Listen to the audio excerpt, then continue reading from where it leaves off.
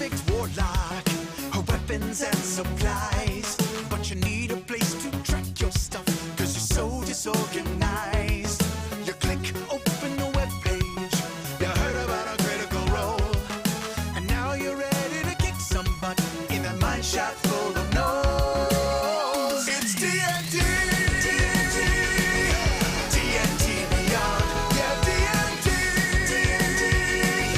D&D Beyond. You got your stats, you got your swords, and you got your invisible wall. It's D&D,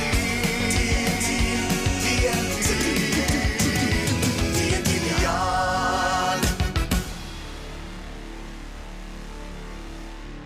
Hello, everyone. This is Todd Talks, and I am joined by Ashley Warren and Samantha Darcy, who are of the fame of Uncaged Mythology, which is, if you haven't already checked out Uncaged Mythology 1, you should do so. It's amazing, and now there is a second one, so that's double amazing. Ashley, what is your official title on this book?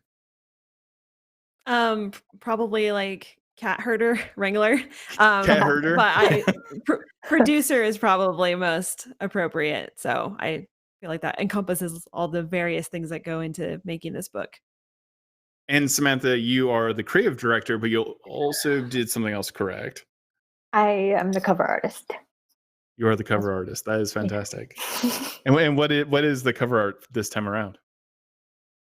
This time we decided to go with the Rusalka, which is a Slavic it's kind of like a mermaid, kind of siren, but no tails.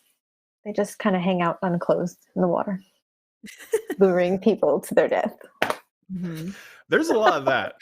I think Ashley and I talked at length about Norse mythology is just full of like bald dudes with green beards trying to like get you to get into the water. Green So- beards, really? Yeah, well, yeah. Fasagrim, and then yeah. Anyways, don't lead me down the Norse mythology path. How many different myths do you tackle in Uncaged Mythology this time around? So the first and second volumes each have 25 adventures, and for the most part, those each cover a different myth or folklore story or fairy tale. There are some repeats, like in the first volume, we have more than one story about Medusa. Each adventure is very different from each other, but they just happen to each feature that creature. So I don't have an actual count for how many different myths we have. It's quite a range, and for the most part, they do all feature different creatures, but there's some overlap in each volume. Like we have, I think. I should know by now. I think we have 3 Rusalka stories in volume 2, but each of those are very different. So they all feel like very different stories, and they just happen to feature that creature as the link between all of their adventures. Why did both of you focus on this particular myth for the book, and also to make it friend center? I mean, Sam can maybe Okay. speak a little bit more to that. Well, first of all, Ashley has a Russian heritage, correct? Mhm. So she really wanted to do a Russian creature, and we both really like I was going to say waterborne enemies, but that's not really, that's a little more dramatic than I want to go Not for. wrong. But yeah, like so we decided to go with the Rusalka, which is like a siren type creature. And last time we did a Greek inspired cover, so we're doing Slavic this time, and then we're going to do 2 other cultures for the next 2 covers. Very cool. We- I just just now happen to realized have that I a know lot that. of- I'm Oh, sorry. sorry, I didn't That mean to name is also part of a Russian opera. Rusalka, yeah. No, it's Czech. Yeah. It's Czech. Yeah, it's Czech. Sorry. I forgive me for interrupting. I'm like, I remember literally seeing someone in that costume. I'm like, why? Why do I remember this?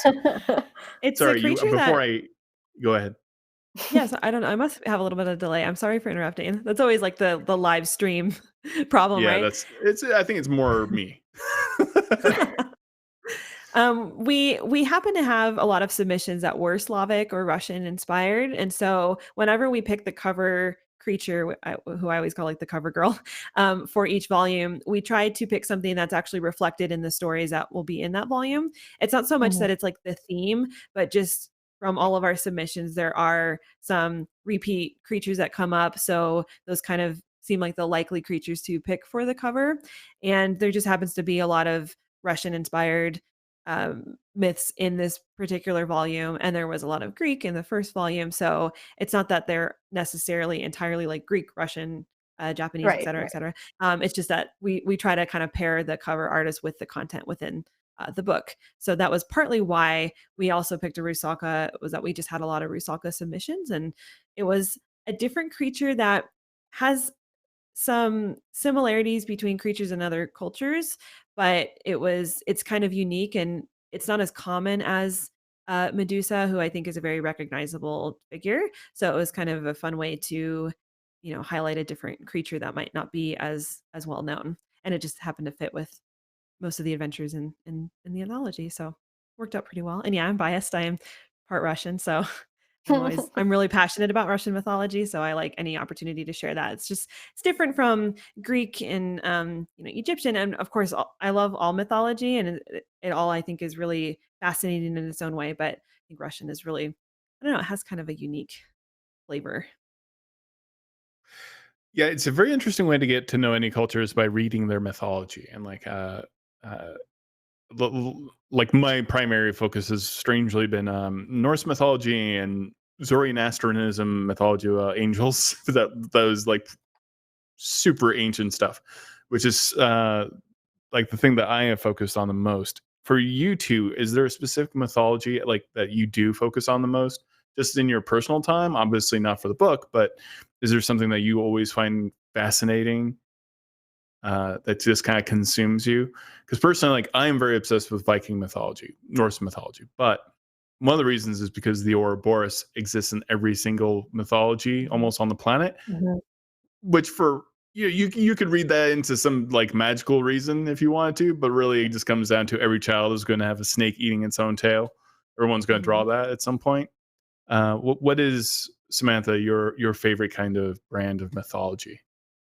Well, my husband is from Ireland, so I got really into Irish mythology and fairy stories lately. But before that, I really loved. Japan has this like wide breadth of really uh, both frightening monsters and myths and some really like silly ones, which are fantastic. Like there's one that's, I forget the name, but it's a giant invisible wall basically that comes to block travelers from what they're doing. And there's karakasa, which is an umbrella with one eyeball. And I don't remember what it does exactly, but I mean, you gotta really love some that are slightly less threatening, but still just as strange. So yeah, Ireland and Japan mostly for me, I would say. There are some weird similarities. Irish myth has a lot of comedy in it as well, or just Yeah, abject terror. So, how about for you, absolutely. Ashley? Obviously, you're leaning towards the Russian mythology. Yeah, I also really love ancient Greek mythology. When I was in high school, I was very involved in theater, and actually went on a class trip to Greece and Italy, and it was really cool to be in these ancient places that, ancient temples to different gods. And I find Greek mythology to be very adaptable to different stories. I feel like it's still so relevant today. So I've always kind of had a pull toward ancient Greek and Roman. The other half of my heritage is Italian, so I tend to enjoy mythology that somewhat pertains to my own heritage, because it's a fun way to connect with that and to celebrate the same stories that my ancestors have also celebrated in their lives for decades and centuries. So yeah, probably those two. But I really love ancient Egypt, and I love Celtic mythology. Norse mythology, I think, is really has some really interesting like gender dynamics, which I think is really fascinating.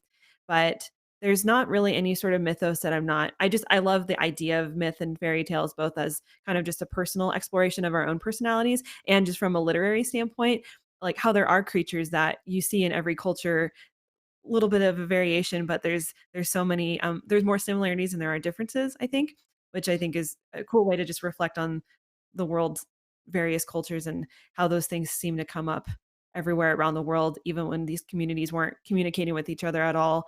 So I think that just like the idea of mythology is just endlessly fascinating. So there's not really a culture that I wouldn't be interested in learning more about in terms of just myths and fairy tales and all that fun stuff. It's kind of like a heartwarming idea as well, I think, to see all these different cultures be separated like from hundreds of thousands of miles, and they all And they come all up come with up with some similar similar. mythologies. Yeah. Yeah, Mhm. yeah. There's always going to be somebody in the water trying to grab you and drown you. Like, Yeah. So like, beautiful. Culture. like every time. Not all of them are. Yeah. Like for the Norse, it's like a really sexy dude with like 8-pack abs, so just trying to get people, or like just weird stuff. That's why I love Norse mythology, because I don't know why anything's going to ever happen. Like Loki turning into a horse and then sleeping with another horse, and then that's Odin's horse because it has 6 legs.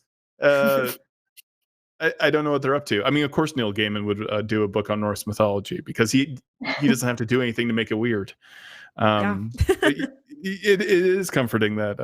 Well, I don't know if comforting is the word, but it's just kind of cool. Like everyone has this shared imagination in some ways. Mhm. Not everyone's coming up with an umbrella with an eyeball on it. Uh, Yeah. I find the invisible wall to be like one of the most frustrating concepts I've ever heard for a monster or an encounter in D&D itself. It just has Definitely. no purpose other than to ruin your day and make you Yeah. late to things. Basically. I'm imagining I it just, like you yeah. try to go around and it just takes one little step to the right, and you can do this all day. I suspect that maybe someone was trying to deliver something and made this mythology up to like, no, well, I was late because invisible wall, you know how they are on 520. They're just, it happens. Was there any submission that came into this that got you the most excited, that was like the most intriguing or interesting, or maybe a creature that you had never even heard of before? It they were all the submissions were of such an amazing, like, caliber that it's really hard to just pick just one, because I mean, that's why this project ended up becoming 4 volumes rather than the initial planned, because they were all so good and so different, and each put this really unique spin on the creature that they picked. There's definitely creatures that I knew less about than others. One is like a mandarugo, which is from Filipino folklore. It's like a kind of a vampire-esque creature, and I think that that's a really cool idea.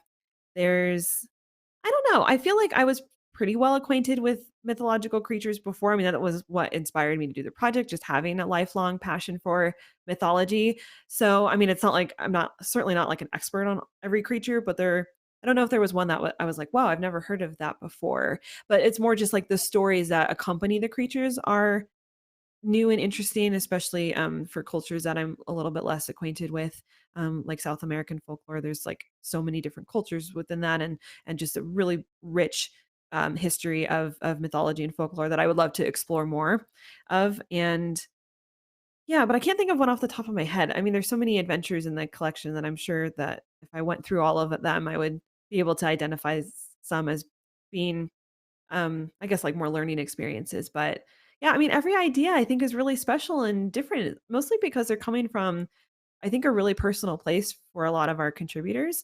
And so just that alone, a lot of people pulled from their own heritage and culture. And so that was really special just for people to have included that with their submission. Like, well, I'm of this ancestry and this story is really important to me and my family. And so I want to kind of do a new spin on it. And just seeing that come up again and again as a theme was really cool and unexpected, but definitely a fun kind of result of that. How about for you, Samantha?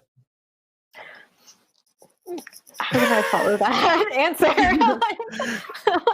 I don't want to be like, I like this one best, but um, geez, no, I can't top Ashley. Sorry. Okay. No. What was the response to the did the response to the first one affect you at all when coming up with the second book? Because a lot of people were overwhelmed and waiting for a book like this, and I didn't realize. I mean, personally, I didn't even realize how much I didn't like so many of these myths myself, and I did not like using them in D&D. Like, I did not like using dryads, and I love dryads as a concept. I Mhm. I love. I don't feel like elves are elfy enough. I need an elf to like have bark skin and pointy ears and yellow eyes. Like that's the kind Yeah. of thing I want. And I want dryads to be playable in D&D, but you can't because for some reason you have been enslaved to a tree because some guy thought that would be a fun mythology. I can only assume. So, what was that response to the first one? Was it? It had to have been overwhelming. Yeah, it is. It continues to be overwhelming, and I mean, just this whole every step of this process has been completely overwhelming, and I'm still like, I guess, recovering as we gear up to do the next book. Like we've already started working on volume 3, but yeah, the response has been overwhelming in many ways. In part because a lot of these creatures from mythology have difficult and somewhat tragic backstories, and so putting them into an environment where characters can actually interact with these creatures in a new way, I think has really been special for people around the gaming table to have a new experience like that, where it's not. And I think I mentioned this last time we chatted about this, but it's not so much that we wanted to make every creature like the hero. The characters are still always the heroes, but they have choices that have consequences, and how they interact with these creatures is ultimately up to them. So I think that that's what continues to be really cool, is just to see how people are interacting with these creatures at around their own table, and their own experiences, and how that's been different from how they would have approached gaming before.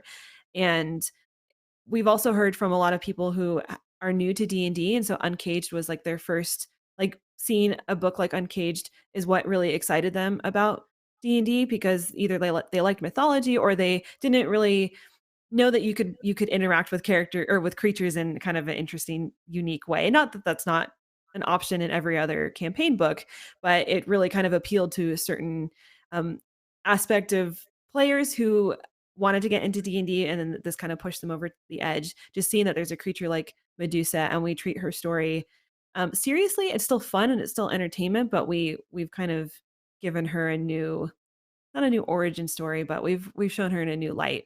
So just those responses, like, wow, like this is my first time playing D&D and I got started because of Uncaged. Like that is just amazing and very special for all of us to hear that. And just to hear how people's ongoing campaigns have changed as a result of the games that they've played in Uncaged. Well, a lot of people just kind of they slot in the Uncaged adventures into their long campaigns, and what happens after they play an Uncaged module is always really interesting, because it does kind of have this psychological shift and effect around the table. So, yeah, overwhelming.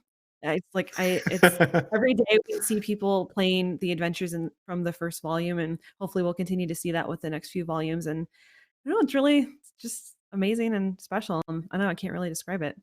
That's why I like Uncaged mythology, because for me it is pure D&D. Because the first thing that people do when they start playing D&D, sometimes they put themselves in a box very quickly of, this is how an adventure has to be. This is the villain. We kill the villain. It's a very video game or very typical narrative that you find in books or film. But the fun thing about D&D is you don't have to kill the creature you're interacting with. You can have a conversation with that creature. That creature may not be the villain in the first place. There may not be a villain at all. Mhm. And I think Uncaged mythology probably highlights the most freedom that you can get out of D&D in the best possible way. And that's why I think it's such an exciting thing. It's like the perfect, I wouldn't say monster manual because they're adventures, because you need adventures to kind of like explain um, a different point of view. But Mhm. it's why I personally like it so much. How for you, Samantha? Was there a lot of pressure coming in on the second book after seeing the success of the first one? Um, I don't. I wouldn't call it pressure. it was.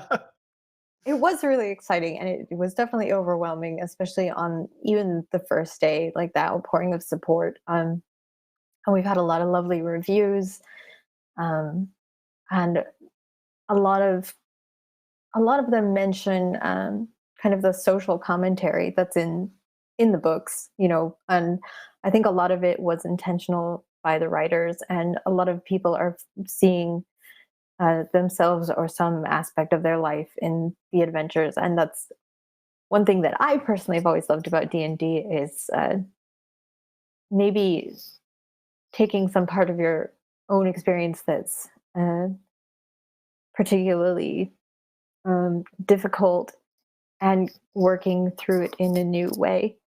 And I think a lot of people managed to do that with some of the first adventures that were in volume 1. And there, of course, there were people that did not like that as well, but it's not for them. So yeah, They can it's move been along. yeah, exactly. Yeah.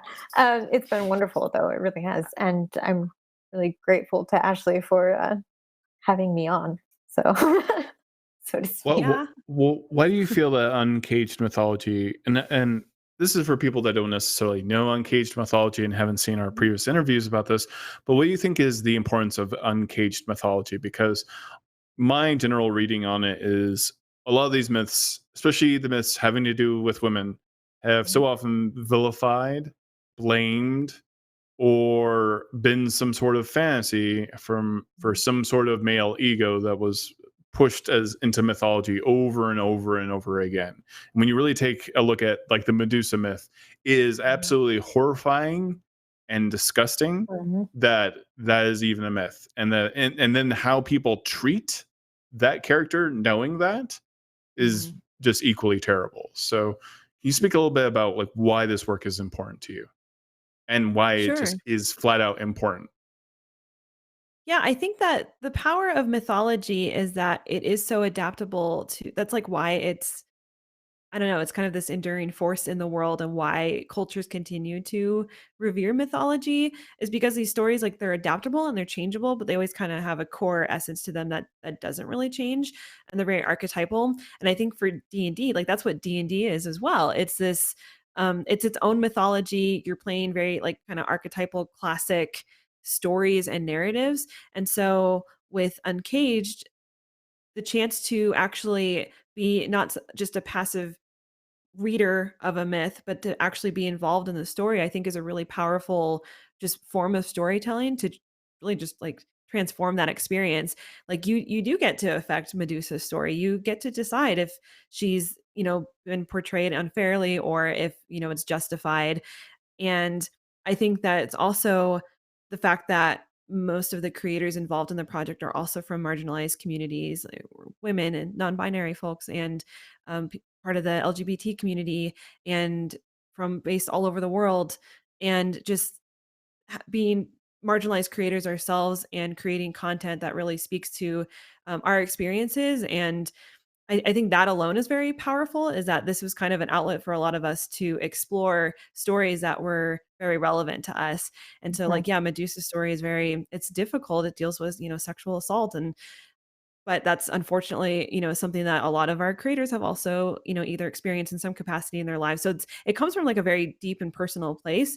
And even though D&D I think is ultimately supposed to be, a fun activity, I think it's really a great vessel to explore these kind of heavy ideas and work through them, and to kind of change the outcome of your own story based off of you like being empowered and having other people around you who like support you, and you go on adventures with people that you care about. And I don't know, it's like everyone's kind of working toward these goals, but there's always choice involved, and I think that's what makes D&D such a great like way to tell stories about mythology, and same with role play games just in general.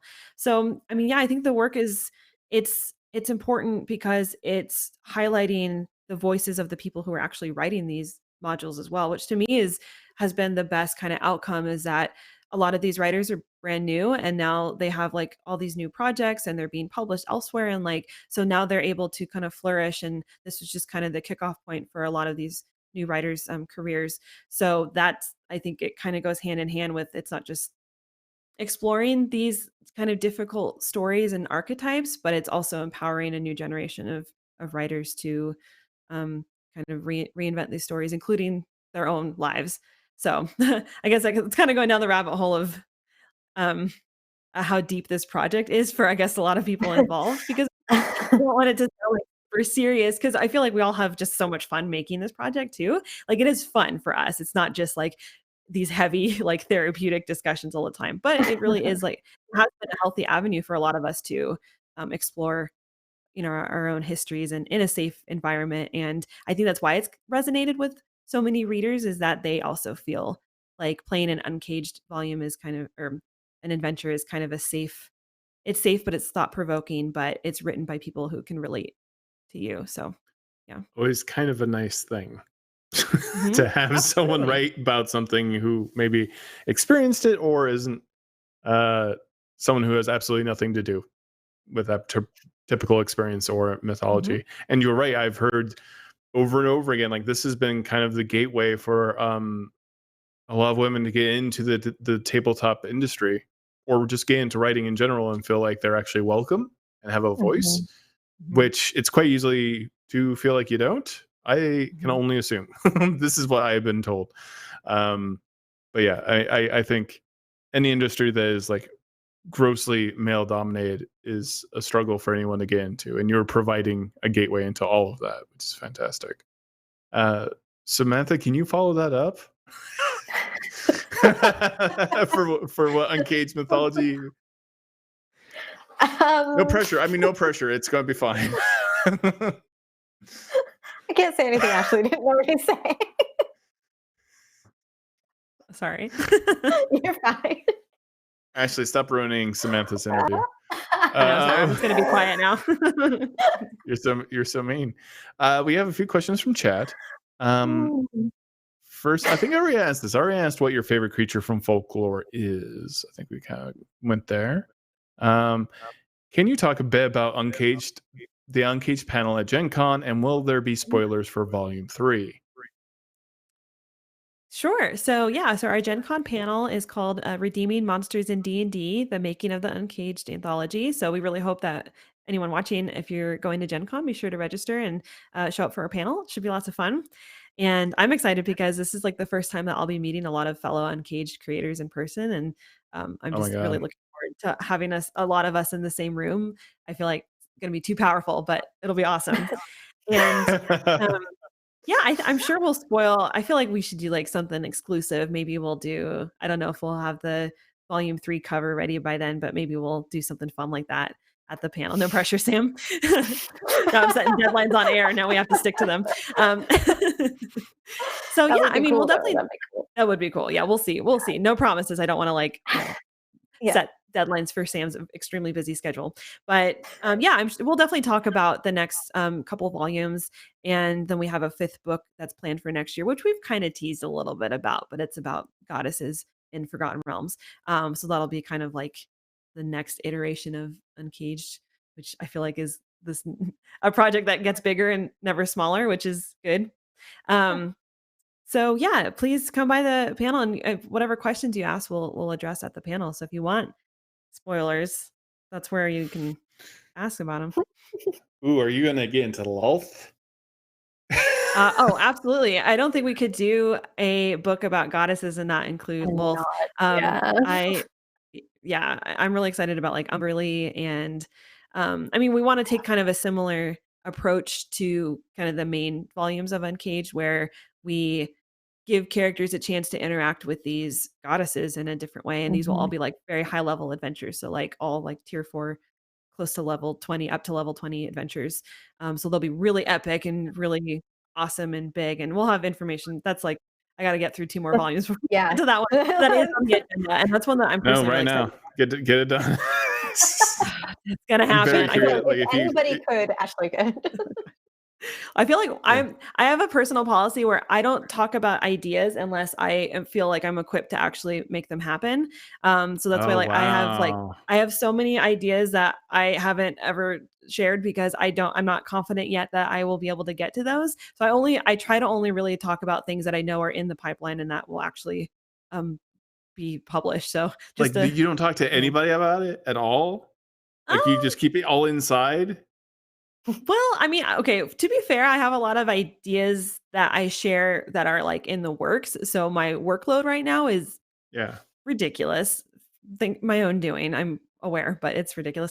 And so I also feel like, and this is something that I talk about in the workshop that I lead for writers, is that sometimes sharing an idea before any work has been done gives you kind of a false sense of accomplishment. And so when you actually have to get to doing the Mm, hard work, it can feel a little discouraging, because the fun part is sharing what you've done and hearing back from Mhm. people and seeing that excitement. But if you do all that yeah. before the hard work begins, I don't know, there's kind of like it can get a little discouraging. And for every project, there's always a moment where it feels almost impossible to finish. And so I'd rather try to like set my sights on like having things to finish and share with the world, and feeling accomplished because it's actually out, and not just like an idea that kind of petered out because I lost passion for it. So that's just my personal philosophy. I mostly tell my husband my ideas, but that's like a new one every day. And so um, I don't I don't know. I Yeah, don't want I to share all that with I the yell world. all my ideas at Megan like right away. I'm just like, I have an idea. Wake up. Yeah, yeah, of course. I have no impulse control. Uh, so Samantha, did you also did the artwork for the first Uncaged mythology, correct? Not all of it. No, Cover. but We the cover the art. cover, yeah, Medusa, Yeah, yeah. yeah. I didn't. Mhm. Yeah. Yeah. I used to do art for RPGs, and I can't imagine an instance where I would want to do all the art for the single book. But Yeah. Well, I don't what know, sounds good to me.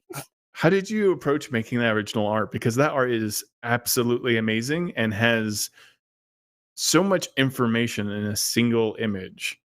It is probably one of the best pieces of art I've seen in a very long time, because it communicates everything that Uncaged mythology is about. Like, how did you even approach this?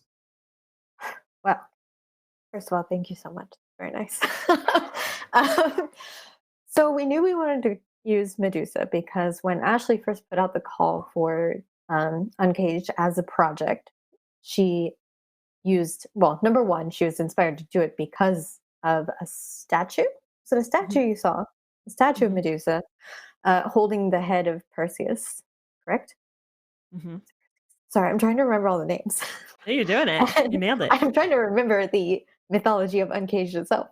Yeah. And so she used Medusa as the image on Twitter to like call people to the project, basically. So that's why we decided kind of has to be Medusa because she's been the poster girl so far. So, and we wanted to make her uh, pretty but really powerful looking because the whole point of the Uncaged anthology is kind of giving power back to these women.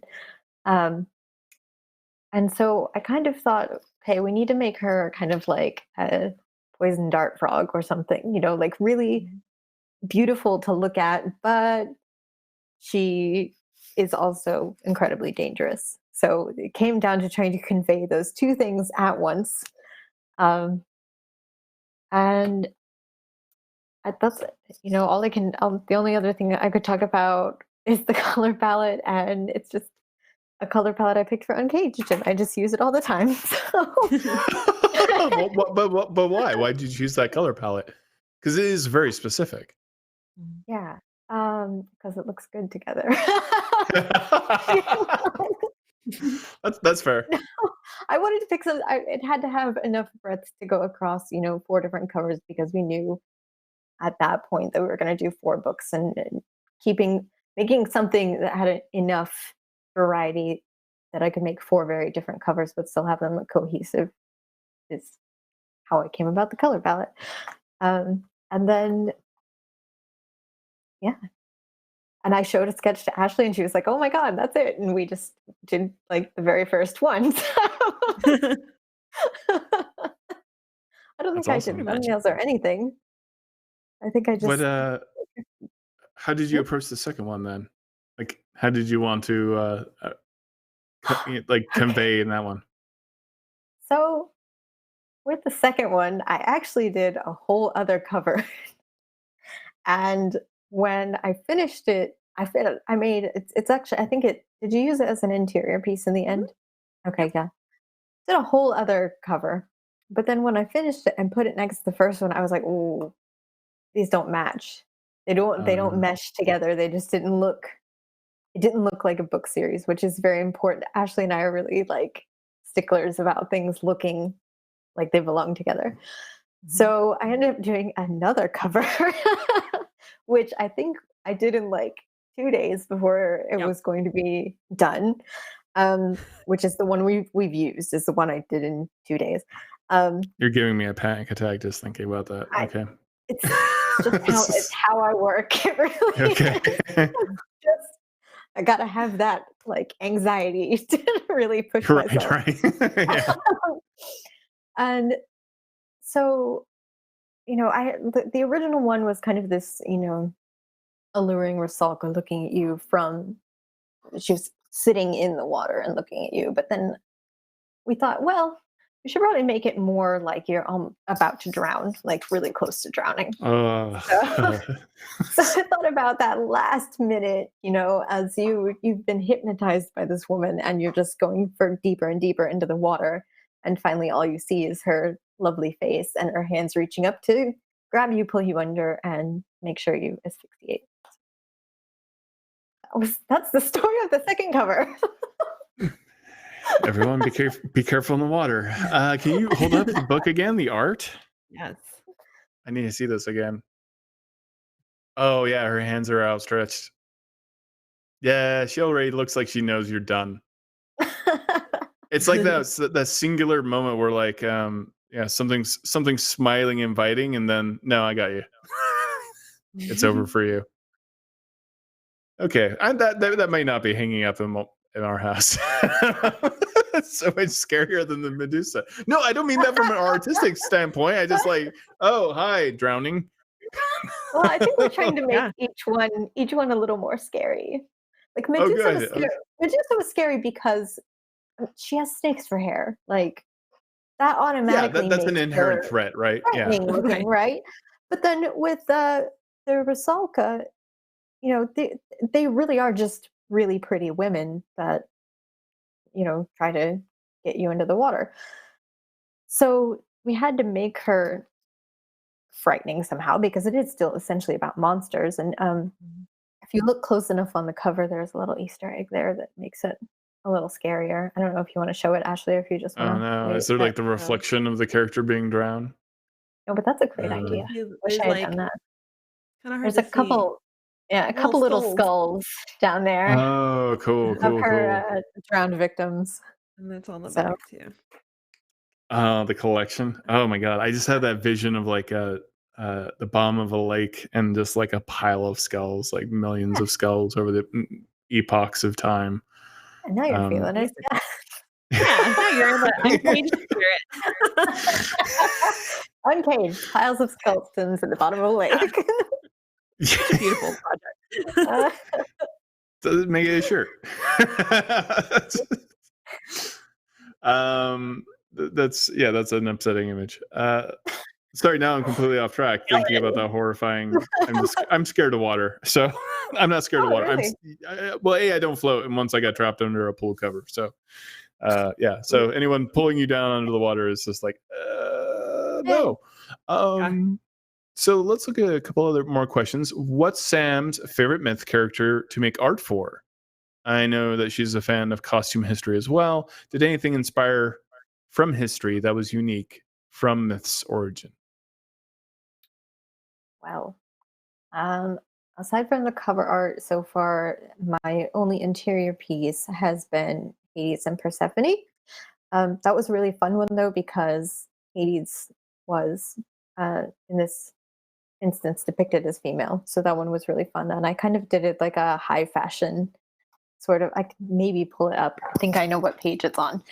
But other than that, my other piece for volume 3, I think it's for volume 3, is this cool demon lady. But this one, let me see if I can line it up really nicely here. Oh, that's so cool. Hades and Persephone. And I tried to give it, it's my thing to make everybody look really fashionable. So I had to make it like some editorial you might find in Vogue, especially when I saw that Hades was going to be female as well. It was right up my alley. I thought it would be really, really pretty. I So. can see that now. I can definitely, yeah, I can definitely like, especially like the Medusa one originally. That does look like the cover of a magazine you would find at the store, right? like,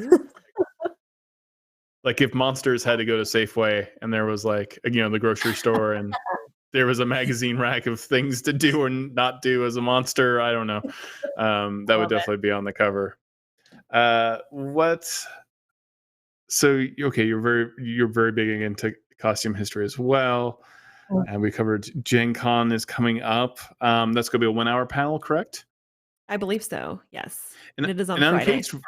Uncaged Volume 2 is available right now on DM's Guild? It is available tomorrow. Tomorrow. On DM. Okay. Correct. Yes, and it'll be available as both a digital and a hardcover copy. However, the hardcover copy is available later this week. So digital will be out tomorrow, and then hardcover is like any day now. Just waiting for the final good to go from the printer on that. And everyone remember that digital and hard copy are completely different. You can't get hard copy that exact moment. Soon. We always try for that, but it's just it's such a process to do the print book, and DM's Guild is an amazing partner with us, but there's so many steps to that, and we have to do a lot of iterations for every print book, because like if there's a margin that's like not perfectly set, like we want to make sure that the book is like as beautiful as possible. So it's definitely worth waiting for. We definitely are aiming to always have the books available at the same day, but it just doesn't always work out that way. But you can still if you get the PDF, you'll get a discount on the hardcover. So it is worth getting both versions. And the hardcover is really beautiful. So I think it's worth waiting a couple extra days for it. What do you hope people get out of this? Of the Uncaged mythology books? Like, what do you want at the end of the day to hope that people took away? I hope that people will always, I guess, reflect on how much choice makes a difference both in gaming and in our real lives.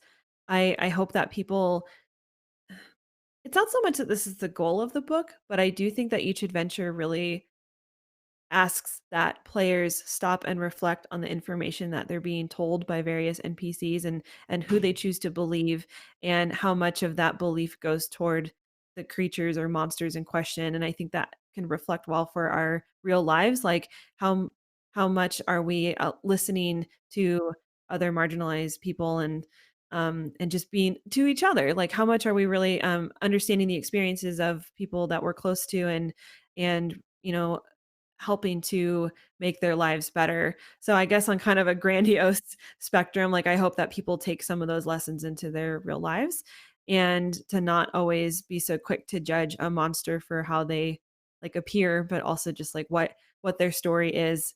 And I just think that that's kind of just, to me, that's a powerful message and result of the book. So I guess that would be what I hope people's takeaway is. But I mean, ultimately, I hope it's a book that I hope appeals to people who might have been uncertain to join D&D because they didn't necessarily see themselves reflected in the stories that were being told, and not just as the monsters, just like I feel like the adventures have just such wonderful NPCs and environments to explore, and that also I hope appeals to a wide range of people and brings new people to the hobby. So I guess that was technically 3 answers, so sorry. That's okay. How about for you, Samantha? Well, Ashley took 2 of my answers. No, I'm kidding. No, I think one of the great things about writing adventures where the monsters are framed in a different way is it's going to maybe force people to look at their own inherent biases that they might have, whether towards monsters in a game or something more applicable to real life, and maybe step back and consider why they might hold these views, and if they're really, the way, if that's really what they should believe necessarily. And also, I think that it's wonderful, even for me, to see adventures and stories that reflect, my experiences. And I hope that other people have that same experience with Uncaged, because I feel like a lot of role playing games and adventures in the past have followed, very strict sets of what's good and what's bad. And maybe it's time to look at them in a different way and take your own. I'm getting off course here. Hang on. You're not. Look at your own experiences and how you can apply that to an adventure, or sorry, what you're experiencing in D&D. And I'm totally losing my train of thought because I'm sorry. No, I'm following we're following all of it. Okay, I'm sorry. I feel like I'm just going on this long tangent. Well, that's why we have an hour. I hope the takeaway is that you not only have the ability to take things. I want more people to come into D&D and see themselves somehow, because I feel a lot of people feel that there's a barrier because they may not think that they have a place in role-playing games, which is ridiculous because role-playing games are, for everyone, and it's time that we showed everybody that. I'm sorry, I'm not, there's a reason I'm not the writer. Don't be sorry. Yeah, in a world of endless imagination, why would there just be a bunch of guys doing things with swords? Exactly. Like, why would that be the only perspective? That's kind of ridiculous. That's what I was trying to say. Do you think Uncaged Mythology is doing so well right now? Because I find it is. I find both. I haven't read the second book. I find both of them to be probably the nicest possible way to discuss perhaps 1,000 to 1,000,000 years of people not listening to women and taking advantage of women. And this is probably the nicest way to address that, by going after the mythologies, things that are maybe I don't know if lighthearted is the word when it's a mythology, when it's something that's not true. But those myths are very clearly, obviously influenced from a perspective from multiple cultures about women, about agency, about their value, what they should and shouldn't do, and flat out treating them as possessions or dangerous things that will kill you. Like, there's not I wouldn't say there is an incredible amount of positive female mythology out there. I might be wrong. Ashley absolutely knows more about mythology than I do. But is this all part about why these books are doing so well right now? That this is such a kind of not only healthy, but I would say inviting to everyone on every side of everything to just rethink the things that they have been taught and what is in our own culture and how we treat people. Sure. I think that in part, the adventures, they're easy to run, they're easy to play. Even if the subject matter is a little difficult, I think that just playing through one of the adventures is fairly approachable. And it's not like every instance in an Uncaged adventure is like this big, heavy question. It's just like No. there's still because I want to be that's not I think that games have a really important purpose because they're so participatory. So, and we want we want them to be fun and we want them to be memorable experiences for people and their friends. And yeah, I just think the fact that they're not these, I mean, you can certainly play the books as a campaign, but most people just play, an encounter when it fits into their larger campaign. And I think it's just approachable content. And I think it is fun and engaging and thought provoking. And I still think triumphant. Like, I think so many of the adventures still have this kind of fun, epic story. And so by the end, the hope is that, as a player, you feel good about what you did as part of the adventure, like, or you feel like you've succeeded in whatever your goal is, regardless of like what kind of character you play. So, and I think that that's like, I think that can be a really powerful way to just engage with these stories, because you're not having these like big heavy discussions. It's just like Yeah. we're all choices here. Like, we have a goal, like, oh, we met this person who needs help, so we're going to help. And like, it's still very much like a classic D&D, one shot where there's rewards at the end and you get cool items, and it's just, I don't know, I think there's something very It's still an satisfying about. escape. Yeah, absolutely. Yeah, we Yeah. want that to be, and that's what D&D is for me. It plays both roles, where it's so fun and rewarding and freeing to just like escape into this fantasy world where I can be not just the hero, but I can just act out whatever I want, really. But it also Mhm. is like, it is cathartic to play characters and make choices that are kind of inspired by your own thought processes. And I find that that balance is what keeps me coming back to. Did you just roll a dice? I just heard it click and it sounded like a I dice roll. nervously roll dice on my fingers sometimes. Is what I'm thinking. Did you crit? Well, it was a 1d10, so it was an Eldritch Nice. Blast of about 13 points of damage. So Nailed it. Perfect. I feel like I can identify a dice roll like anywhere. It's like a weird Yeah. like thing Oh, now. I'm yeah, sure everyone like- here can relate. It's like, oh, someone just rolled a dice somewhere. if We're 3 you're like miles walking away. down the street and you heard a dice roll, you just be like, Who was that? my people Yeah, are I mean, around. that kind of concludes my point, that I just like, that's why I love D&D so much. It's like fun and it's rewarding and it's engaging, and I always think about sessions, for days and weeks and years later. And I think that when you can marry all that with thought-provoking storytelling, it's just like, it's such a beautiful blend and use of that medium. I mean, that's what I'm arguing about. I'm not arguing, but that's why I'm saying it's you're dealing with very dark subject matter in a very light way, in a very functional way, and it's still escapism, but also kind of like rewrites the code in your brain at the same time. Because I don't want to sit. No one wants to sit around the D&D table and just have like the darkest story of all time. Like, I don't want to play Batman v Superman. I don't want like the most grim, dark tragedy. Let's see a montage of my parents getting shot again in the alleyway kind of experience in my D&D or my role playing games. If you do, that's fine, and there's no wrong way to be sad. But like, the point is catharsis in many ways. So we have another question.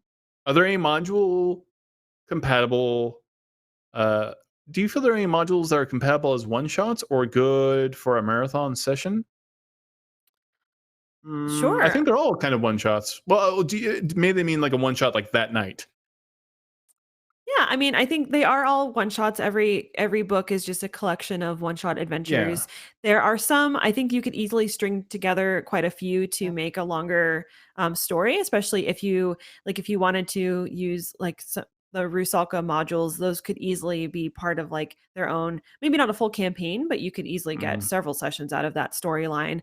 Some people are playing through Uncaged as like a campaign. There's this one, I think it's a family, but they're playing through it as like monster hunters. But the way that it's kind of like, since they're encountering all these different monsters, it affects their own characters and how they choose to like hunt the creatures that they kind of go after. So I thought that was like a really fun idea, just to kind of create a story around the book and just like the fact that you do encounter all these different creatures. There's love lots that. of Yeah, I think that's really cool. There's a few adventures in volume 2 that are based in like bodies of water. So I think if you're playing like a Ghost of Saltmarsh campaign, these work really well in that. I think for some of like the demon and devil stories, those will work really well for Descent into Avernus later this year. So there's what I think it's just from the perspective of a DM, I think that's just a really nice collection to have on your shelf, because you can just pull it off the shelf, pick a monster that's kind of related to whatever campaign you're currently running, and you have a really cool like side story to take your adventures through, or your players through. So yeah, it's kind of however you want the book. Uncaged Mythology is like the perfect thing ever, because it makes social commentary. You can run as a one-shot adventure, pull it off the bookshelf, and you can just run a session right then. I think it's overwhelmingly positive in its message, and it's from a perspective that you're not really going to get, I think, anywhere else. I have a wish list. I'm just going to drop it. Yeah. So I I want there not to be 4 books. I want there to be a book of playable races. Okay. That Yeah, of Uncaged mythology playable races. Obviously, they can't be all as powerful as maybe they appear in D&D, but I want dryads, I want Medusas, I want all of that to be playable. And when are you going to start live streaming all of Uncaged mythology as a Twitch stream? When are we going to see that happening? there are so I have good news for both of those things. So there's quite a few Uncaged spin-off projects that are in the works by members of the Uncaged community. One is a bestiary, and one I believe is supposed to be playable races that are kind of inspired based off of the original creatures in the monster manual, but adapted with kind of the Uncaged twist. Um, and there are quite a few streams. I should have made a list. I can't think off the top of my head. If you search Uncaged Anthology with the hashtag on Twitter, Mhm. you'll find a lot of different Twitch channels that are playing through Uncaged. Some are doing it as like a full like season where they're playing a different module in every show. And I think that some of our contributors in the I was Uncaged just about to community, say, yeah, they're doing yeah, that. I don't know if we can like announce it because I don't think that they have said yeah, I don't want to anything about it, spill but the beans. there are Yeah. people who are going to be doing an Uncaged, people from Uncaged, who some of the writers who are going to be doing an Uncaged stream Yeah. based on That's very the exciting. addition to the book. So So it is coming. Yeah, I don't want to share information that I'm not allowed to share yet, but yeah, there's a lot that's coming out of our community of contributors. So those are All right. things to Oh, keep that on. makes me happy. Yes. I got everything I wanted. So Okay, good. no, I think it's good. I think you're building your own D&D multiverse ultimately. And I think that's really fantastic and cool. And I cannot believe at the rate that you're doing it. Neither. Be healthy. Everyone needs more books. Yeah. I wouldn't be able to do it. I would stress out and blow up, and it would be like psychic scream, and my head would explode. It would be great. Yeah, I stress, but I Actually, just don't talk about it. some I think we vent to each other every now and Yes. then, though. Always, yeah. Definitely. Ashley Warren, Samantha Darcy, thank you so much for coming back on Todd Talks and talking about all things kind of serious and silly, and how amazing this book is. How much is the book? Where is it going to be? And why should people buy it? Real quick. It is. Yes, it is Give me the on sales pitch. DM's Guild tomorrow as a PDF, soon to be hardcover. The PDF version is also very beautiful, so I recommend it. That is $15. The hardcover version will be $35. You can get them as a bundle, and if you buy the PDF, you'll get a discount on the hardcover. So it's well worth kind of having both in your collection. And you should buy it because it's amazing, and you'll be supporting just an incredible group of creators, many of whom this is their first time being published, both the artists and the writers, and supporting editors and just new creators in the community. And it's just a really special project, and we think you'll get a lot of use out of it around your gaming table. All right, thank you very much, Samantha. Real quick, what is the third piece of art for Uncaged Mythology 3? Do you know? Are you allowed to? You're The not allowed next to tell cover? it. I don't think I Yeah. can say. Can I say? Is it I don't good? Yeah, go for it. I Whatever. support you.